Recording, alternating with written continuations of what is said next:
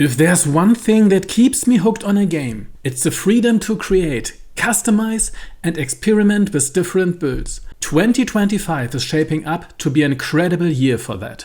In this video, I'm breaking down 10 upcoming games that offer deep build crafting, creative character customization, and endless ways to play your way. Whether you love optimizing gear, theory crafting skill trees, or experimenting with different playstyles, these are the games you don't want to miss. Don't forget to like and subscribe for more content. The first title on my list is one I actually wanted to be playing already, Monster Hunter Wilds. Unfortunately, my old graphic cards wasn't up to the task, so I had to upgrade before diving in. I'm a bit late to the party, but better late than never. I'm not a Monster Hunter veteran, but I've played enough to know I'm ready to dive deeper into the series. What makes Monster Hunter stand out is its 14 uniquely designed weapon types, each shaping your playstyle like a class choice in other RPGs. But the depth goes beyond just picking a weapon. Fine-tuning your ability through perks from equipment allows for endless build crafting possibilities.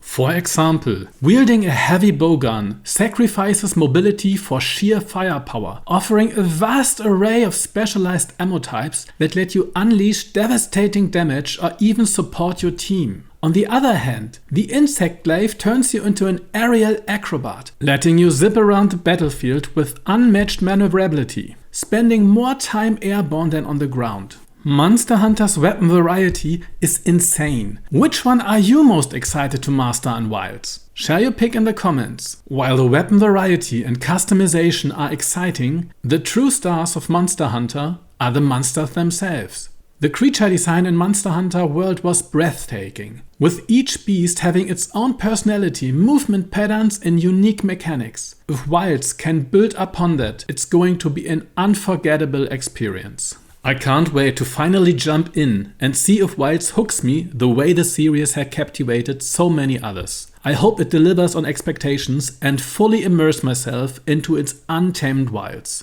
Next on my list is Clair Obscur Expedition 33, set to release on April 24th. Initially, this game wasn't even on my radar, but after hearing the overwhelmingly positive feedback from the media, it definitely caught my attention. The dark and grim atmosphere really resonates with me, and from what I've seen so far, the characters seem exceptionally well crafted. But what truly intrigues me is the game's haunting premise. The heroes are fighting to avoid being completely erased 1 year from now when the paintress continues her countdown. That intense theme alone makes the story feel something special.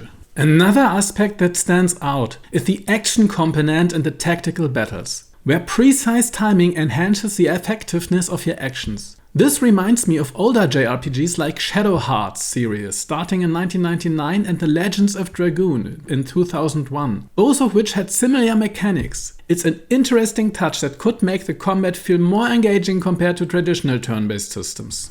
When it comes to build crafting, the game feels very classic. You've got attributes, abilities and a skill tree along with a huge number of passive perks to obtain. On top of that, party composition will likely play a big role, adding another layer of depth to your strategic choices. While Expedition 33 doesn't seem to be reinventing the wheel, everything looks so well crafted that I can't wait to see how it all comes together. It's been a while since I truly got invested in a turn-based RPG, but this feels like the perfect opportunity. And hey, it's on Game Pass, so there's really no reason not to try it out and see if it can hook me.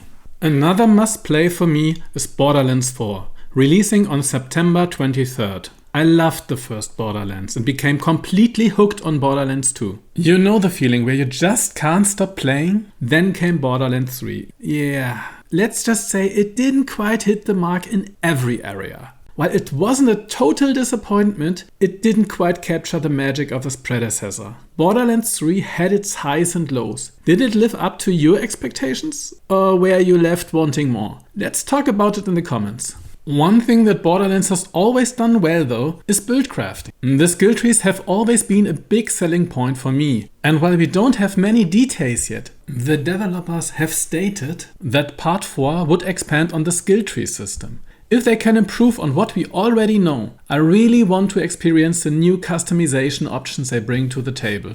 If Borderlands 4 can capture even a fraction of Borderlands 2's magic, I'm sold. And if it's disappointing, well, I'll play it anyway. And then make a video about how much time I wasted on it. Either way, it's definitely a must play for me. I can't wait to dive in. Soulframe is another title I'm really curious about. It might go into beta or open alpha sometimes in 2025. I've had a complicated love-hate relationship with Warframe. These days, I barely play, just logging in once or twice a year to check out updates. It doesn't really resonate with me the way it used to. That said, I've sunk countless hours into Warframe, despite frequently criticizing it. If I didn't care, I wouldn't bother. The game had brilliant ideas, but never gave them the time to fully develop. Instead, it ended up with dozens of half-baked systems, each one destabilizing the next, preventing the game from ever reaching its full potential. That's why Soulframe is such an exciting opportunity. Digital Extremes has a clean slate, a chance to take the unchained creativity Warframe was known for and refine it with years of experience. This time, buildcrafting revolves around weapons with their own abilities, packs that function like Warframes, and an attribute-like virtue system to shape your playstyle. The big question is, will they break free from everything that plagued Warframe for years, or will they repeat the same mistakes?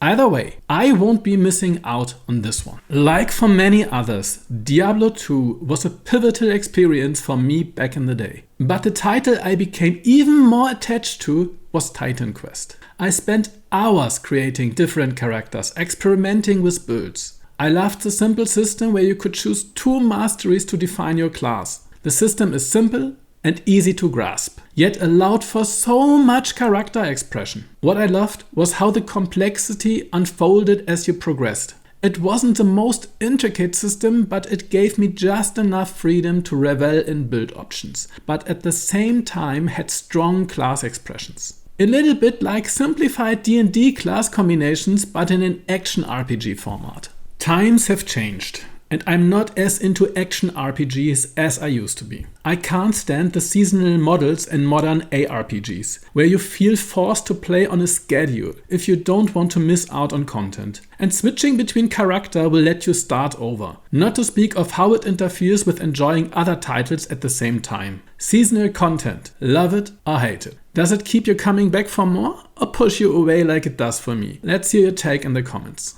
However, with Titan Quest 2 on the horizon, likely releasing this year or next, I can't help but feel nostalgic. I created dozens of characters in Titan Quest, and if there's an ARPG that could reignite my love for the genre, it's definitely Titan Quest 2. Speaking of Titan Quest, Grim Dawn, the spiritual successor, will be getting a new DLC titled Fangs of Astrakhan. I would love to revisit the whole game from a fresh perspective at some point in the future. The next game on my list comes with a deep feeling of nostalgia. Gothic Remake, likely releasing in 2025. I have countless fond memories of playing Gothic 2 and its DLC Night of the Raven. Back in the day, I played them endlessly, though to be fair, there weren't nearly as many games releases competing for my attention back then. I never got around to playing the original Gothic, but my love for Gothic 2 alone is enough to get me hyped for the remake. One of the things that made the Gothic series so special was how class choices were woven directly into the story. Instead of picking a predefined role at the start, you would align yourself with a faction, gaining access to their unique fighting styles and abilities. While it might not feature the deep stat-heavy build customization of some other games on this list, Gothic's immersive progression system made those choices feel impactful. Back then, these games weren't just entertainment. They were one of the few sources of peace in my life. With a remake on the horizon, I'm excited to relive that immersive experience and see if it still holds up in today's gaming landscape. Outer Worlds 1 had a fantastic world, setting and quirky characters, but the gameplay? It just felt a bit underwhelming. If you have seen my review of Avowed, you know I had my critique about that game as well. But one thing I truly believe is that Avowed took a huge step forward when it came to exploration and combat compared to Outer Worlds 1. In the first Outer Worlds, character progression felt bare bones, with limited impactful choices and mechanics that felt rough around the edges. Avowed, on the other hand, offered a wider variety of playstyles through its different weapons and skills, making character customization more engaging. That's exactly what I hope Outer Worlds 2 improves on. If they can enhance the progression system, expand the combat mechanics, and maintain the series' signature humor and world building, I will be really excited to see where they take it next. With a potential 2025 release, I'm curious to see how much they evolved the gameplay and whether it will finally hook me the way I wanted the first game to. Vampire the Masquerade has been close to my heart for as long as I can remember. Alongside D&D, Warhammer and Shadowrun, the World of Darkness laid the foundation for my love for deep immersive role-playing games and stories. It had a massive influence on me. Out of all the vampire lore in games and media, nothing comes close to Vampire the Masquerade. Not a single one. Bloodlines brought that world to life like no other game, and I absolutely loved it. Even its predecessor, Vampire the Masquerade Redemption, holds a special place in my memory, though I doubt many people even remember it. Thumbs up if you do. What made Bloodlines stand out wasn't just its rich storytelling, but how your choice of vampire clan truly shaped your experience. Your clan didn't just determine your powers, it changed how the world reacted to you. For example, playing as a Nosferatu meant your horrific appearance forced you to navigate the city through sewers, avoiding human contact entirely, while giving you the ability to use rats instead of humans to satisfy your hunger. Meanwhile, some clans could mesmerize mortals, while others could move so quick the time almost stopped for them. And now, Bloodlines 2 is on the horizon. I'm excited, but also a little cautious. It could go either way, brilliant or disappointing, but I'll be playing it regardless. Next up is Solasta 2. I never played the first one, but it's been sitting on my backlog for a while now. When it comes to build crafting, there's not much to explain. It's D&D, and build crafting is at the very heart of D&D. After playing Baldur's Gate 3 and loving it, I realized there was something I still craved. A deep dungeon diving experience, something more akin to Pathfinder Wrath of the Righteous Lairs, where you push through brutal, unfair battles one after another without constant dialogue interruptions. Baldur's Gate 3 perfected world building and storytelling, but it lacked that intense tactical dungeon crawling challenge I love. I know some people enjoy permadeath modes, but that's not my thing. I would rather face relentless punishing fights that force me to rethink my strategy, die repeatedly and adapt, rather than risk losing 20 hours of progress from one mistake. What kind of challenge do you prefer? The relentless trial and error of slamming into an unbreakable wall until victory?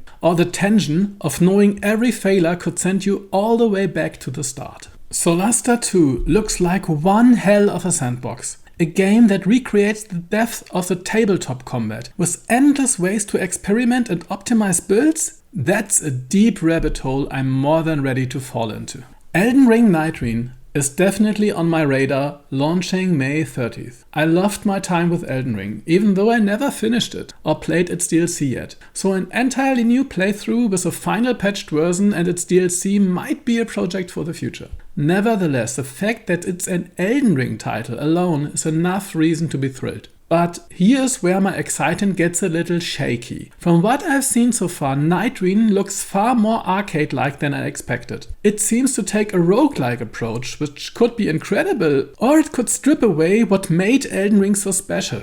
The vast open world discovery seems to be gone, and build crafting looks more like quick, on-the-fly decision-making rather than deep, long-term progression. That's not necessarily a bad thing, it's just a very different experience. Honestly, I would go so far as to say Nightreign looks more like Hades than Elden Ring. But hey, Hades was awesome. It's a bold experiment, and while I have my fair share of skepticism, that doesn't mean it won't turn out to be an absolute blast. Nightreign looks like they are testing new waters. Is it what you were hoping for, or are you skeptical? Let's discuss it in the comments. Even if it's not what I anticipated, it's still an Elden Ring game, so I have no doubt it will deliver some unforgettable boss fights. We will see soon enough. And that's it, my 2025 gaming checklist. These are the titles I will be diving into, and maybe even creating some awesome guides for. Now it's your turn. What games should I have on my radar? especially ones with insane build variety. Let me know in the comments. If you enjoyed the video, don't forget to like and subscribe. It really helps out. Thank you for watching and have a great time gaming.